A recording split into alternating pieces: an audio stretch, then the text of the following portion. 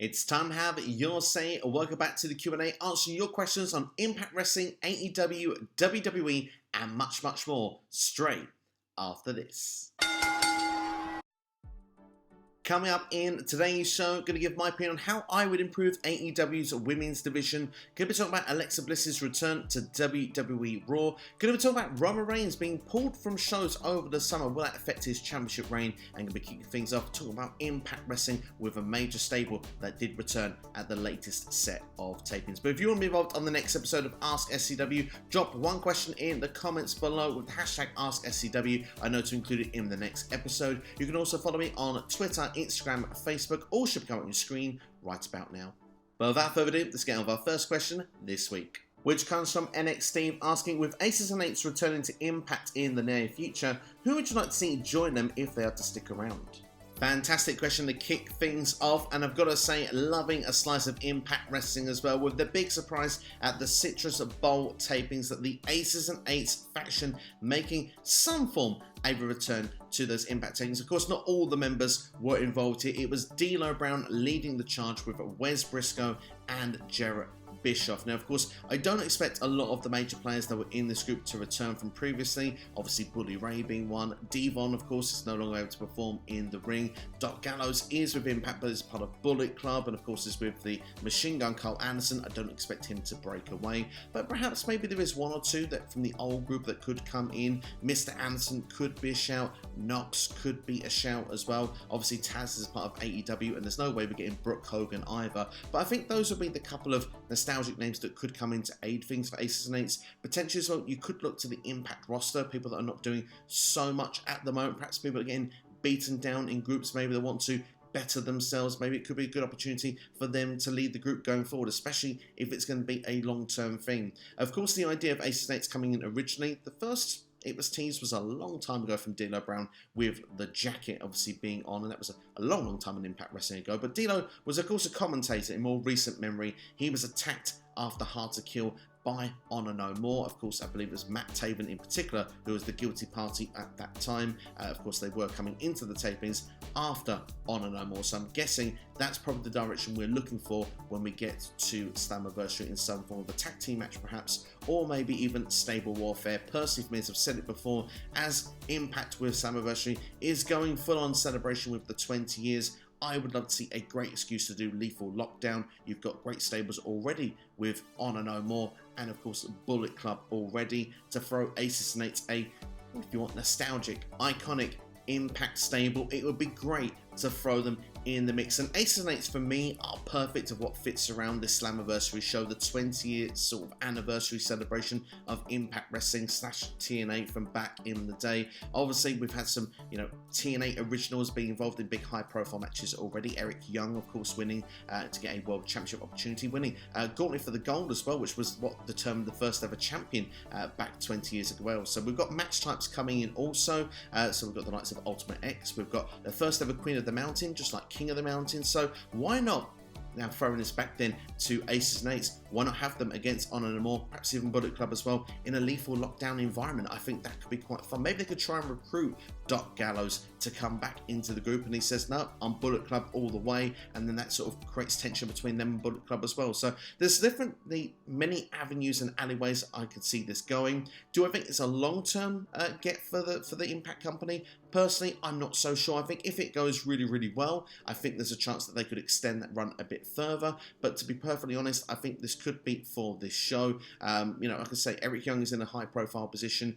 We've got the likes of potentially the Motor City Machine Guns perhaps could be involved as well. Obviously, Alex Shelley and Chris Sabin, two TNA originals in the company also. Perhaps more could be turning up as well. We know we had Shark Boy involved with the Gauntlet match that was this past week, as I say, on Impact Wrestling. So let's see what it's going to lead to. Slammiversary for me is going to be a really, really fun show. I'm loving the nostalgia. I'm loving the celebration. I do hope as well a little bit, they do bring a little bit of the surprise element from the last 2 years as well, bringing in one or two fresh faces, because yes, it's all about celebrating the past, but also it's also grasping what could be future talents to take the company and lead it on into the future. I'd certainly love to see the likes of Dakota Kai come in to be a part of that Knockouts division, which is looking very stacked by the way, with the recent inclusion of Mia Yim as well. But yeah, looking at Aces and Eights, for me, old-time members, you could look at the likes of Mr. Anderson, maybe Knox. Alternatively, if you wanted to freshen things up with the current Impact roster to really have a fresh Aces and Eights going forward, some members on the roster I think would be a good fit. I think the first one would be Steve Macklin would be my choice. Just think that he would be really good leading a group, and he's had issues with Honor No More in the past, as well as Impact Wrestling in its own format. So to have his own stable of Rebels, I think would be quite fun. But it seems that if they're going to come back, it could be nostalgic and more in a babyface capacity. So maybe the likes of someone like a W. Morrissey could be quite a good fit. I think he'd be a good leader for the group. Maybe someone like Trey Miguel as well, because Miguel, for me, feels a little bit lost at the moment in Impact Wrestling as a single star at the moment. Of course, he's lost the X Division Championship, and I do think as well he was part of the Rascals before, so maybe it could be quite fun to see him in a group again, and certainly would give him some redirection and focus if he was part of a group like Aces and Eights going forward. But of course, if they were to add more members, if they were to be around long term, who would you like to see a part of the refreshed Aces and Eights in Impact Wrestling? Do you want to see some old nostalgic names, or do you want to see some from the current crop of the Impact roster?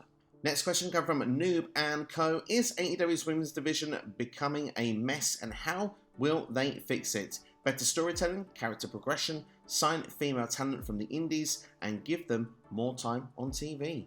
Pretty much most of what you're suggesting there. I don't think they so much need to sign indie talents. AEW has a stacked women's roster in general. In fact, they have a stacked roster in general. They have not enough TV time for everybody, but women's wrestling in AEW is not portrayed, in my opinion, to be seen as a big deal to its audience. It's almost seen like it's the most least important. So to be given more time, more emphasis, and more better storylines, I think those are three critical things they need. Because yes, you can come out and say, right, okay, yeah, we want to make the best women's division possible. I don't need that telling to me in a story, especially when the heel is then going to agree. That's what we got with Thunder Rosa and with Serena Deeb kicking off their feud. And personally for me, I thought, well, where's the tension? There's nothing. You're going out there to try and make the best match possible. Great.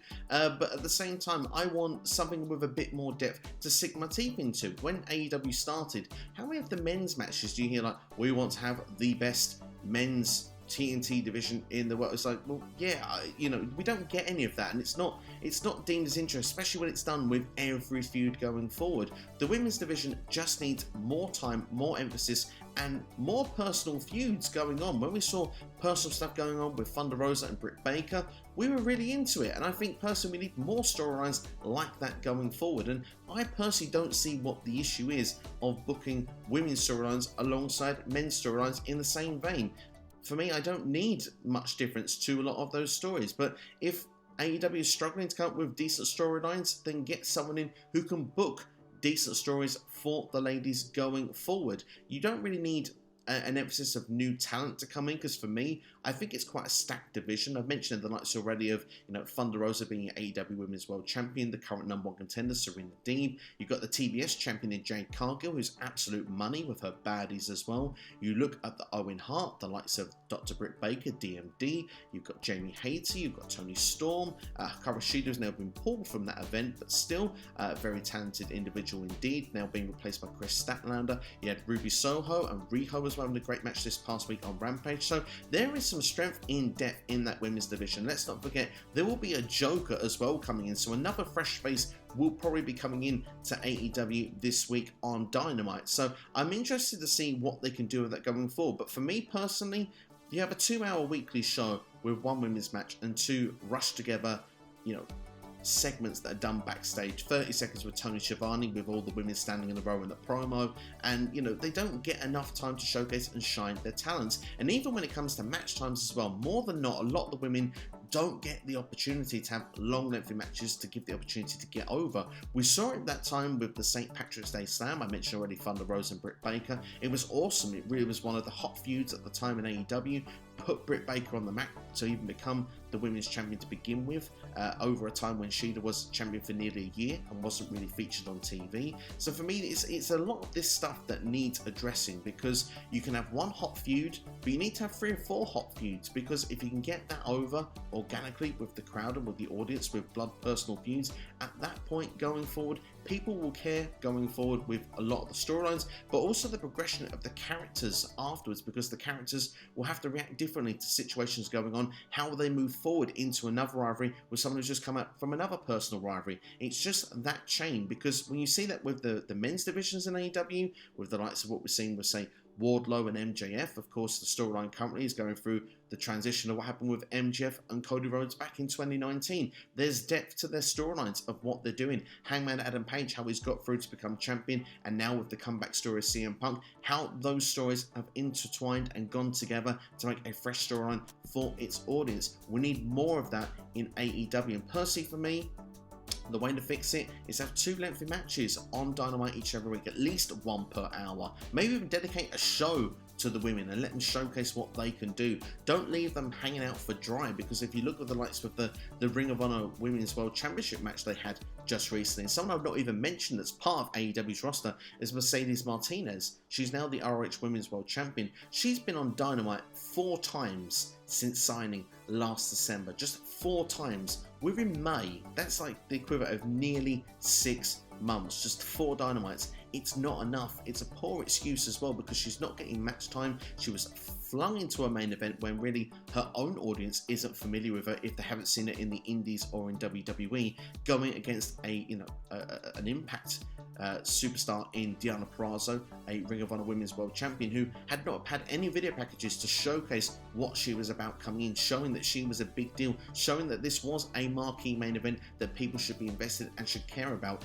And I think a lot of those loopholes in AEW is what's causing for a lot of these storylines to not connect and fail and not take these women to the next level, because like I said, there is talent amongst that division. They're giving their all with the segments that they're given, but sometimes I just don't think the material they've been given is good enough. The chance to, progress their storylines, progress their characters, and to make people invested. That's pretty much a lot of the detail. And the way that you're going to get that is to give them time. Not time like 6 months and see where it is then, to actually book meaningful storylines, push it through, give it TV time, and show people that it matters. So that is the key for the AEW Women's Division, and that is what AEW needs to address going forward, because they do a lot of things that are very good at AEW. They do, a lot of the time, great tag team wrestling. They've made it relevant. Maybe you could argue at the moment, perhaps with the tag team titles at the moment with just Jurassic Express, not the same at this point, but tag team wrestling matters. A lot of their big feuds they have in their singles division with the men, it really connects. They now need to do it with the women. It's something that can be done. It's not too difficult to address. They need to give them time, and they need to show people that what they do matters, and that's by giving some good character work and good storylines. Next question coming from Martin Lorenzo Carrillo. Should it be time for WWE to split up the Usos, or one Uso from Roman Reigns? Maybe revisit the Jey Uso feud. One of the best storylines that WWE have done over the last couple of years is Roman Reigns against Jey Uso. I really liked the transition of how they did that to make Jey Uso as well main event Jey on SmackDown, but I think too much time has passed for them to revisit that at this point, because, well, Jimmy Uso returned, the Bloodline happened, and since then the Usos, they've just kind of gone back into the role they were in previously. Yes, I do believe they're one of the best tag teams in wrestling today, but I don't think that they should necessarily break away from Roman Reigns. I'm enjoying the Bloodline for what they are. I think it gives some depth as well for when Roman is not around, especially if the rumours are true that he's not going to be around for a chunk of the summer season, but still believed to be majority house shows. I think he still is going to be at Money in the Bank and SummerSlam.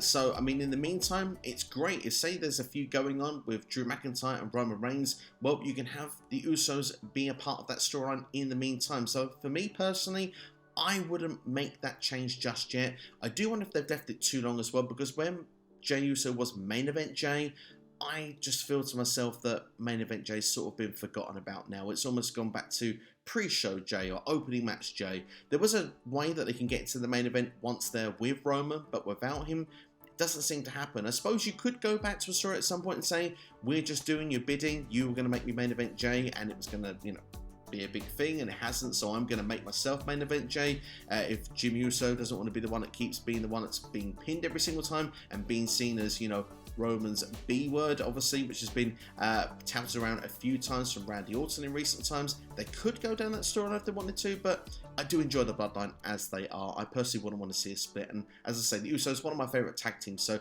for that reason, I wouldn't want to see them split at this point, and plus, I think WWE break up so many tag teams as well, so that would be another tag team that would be split and doing their own thing in WWE, and that would leave even more lack of depth in the tag team division. So no, I would keep the Usos together, and personally, right now, I'd still keep the Bloodline together.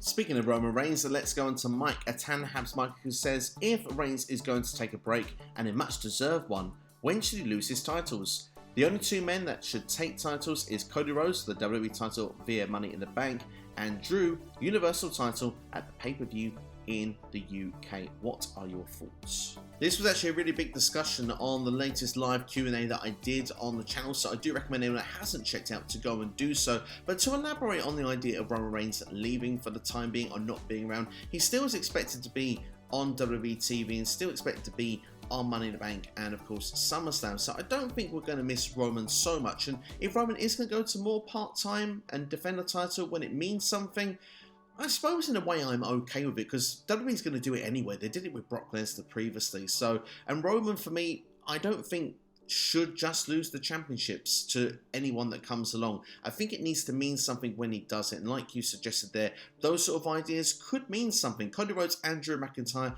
are the right two guys. If it was done in the UK for Drew McIntyre, that would be really, really special. I just don't think it's going to happen. This is the thing right now. I can see Drew McIntyre's match with Roman Reigns potentially being at Money in the Bank, and I think Drew McIntyre will move on to have a match with Tyson Fury at the UK show in Cardiff. So that's going to be my prediction with that one. As for Cody, I think he could actually be the guy. SummerSlam would be a nice place for that to happen, but again, I wouldn't be surprised if it's dragged over to WrestleMania. As I've said, with Cody, I want it to be a marathon and not a sprint. But Roman, he does deserve a break. I think it depends how long away he is, depends on how much it's going to impact the product, because if he's going to be away for a very, very long time, then yes, he does need to drop those championships. But if it's for like a B show here and there, that's perhaps not so big in WWE's calendar, then I'm not going to have as much of an issue against it. I mean, Roman, he was an attraction during the sort of lockdown period. He didn't really wrestle that much on TV. He'd talk every week, and he would wrestle occasionally on the big shows, and it means something. And I do feel in the sort of last 12 months, Roman has become a lot more active in the ring. Well, up until this year, he's become a lot more where it's the attraction once again. So Roman Reigns being the attraction, the big deal, the big box office draw that he is, I think is a good thing for WWE. So in that idea of doing it, I can kind of understand it, and each show will just be emphasized as heightened even further when Roman's there. But I do kind of wish, though, if he is going to be taking this break and not being around as much, that at least one of the world titles was still around on TV. It's just a little nitpick of myself. But at the same time, when she loses those championships, I'm not sure at this point. I think it has to be a big pay-per-view. I think it has to be a SummerSlam or a WrestleMania. Those are the two that I would go for. If it gets around to Royal Rumble season, for example, unless The Rock is coming in and it is going to be Rock versus Reigns at Main, which in my opinion doesn't need the championship, I do think that the change should happen at a SummerSlam or a WrestleMania. Whoever is the one to dethrone the Tribal Chief. Last question this week comes from Martin Lorenzo Carrillo. What feud would you like to see Alexa Bliss in, and how should WWE book it to be a genius return? Fascinating question, this one. Of course, Alexa Bliss did return on Raw last week, squashing Sonya Deville in 2 moves. But I think what was mainly interesting was the return was, we've almost reverted back to the goddess character from the Fiend-like character that we'd had with Alexa when she was previously in WWE. And of course, she'd gone through a lot of the therapy stuff at the start of the year.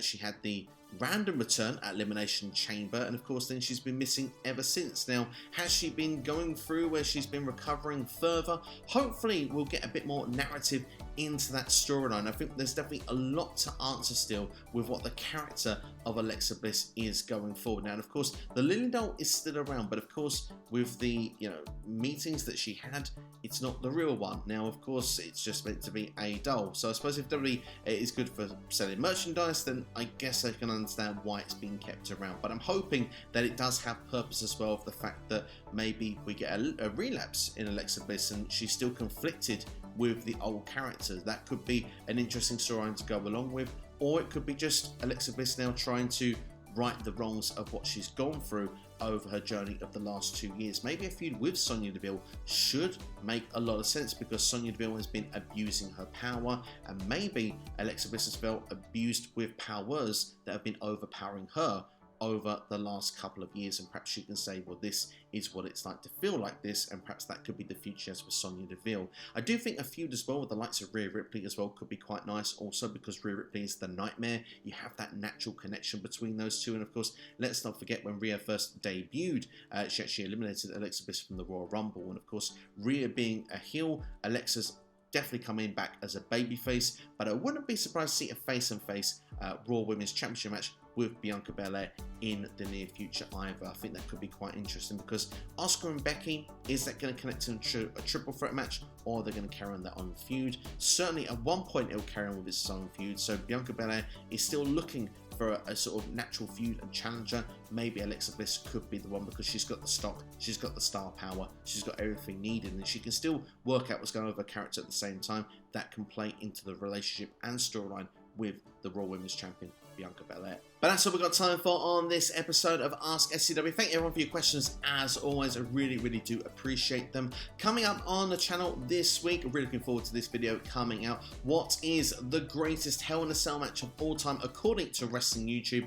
Go and check out other videos as well on the channel right now, which should be coming on the side of your screen. If you've enjoyed this video, then please like, share, and subscribe as well. And drop a comment. I look forward to interacting with you with any of the topics on today's video, and of course you can also drop in a question if you want to be involved in the next one. But that's all for me. Thanks for watching. I'll see you next time. You've been watching SCW here on YouTube. Have yourselves a great day.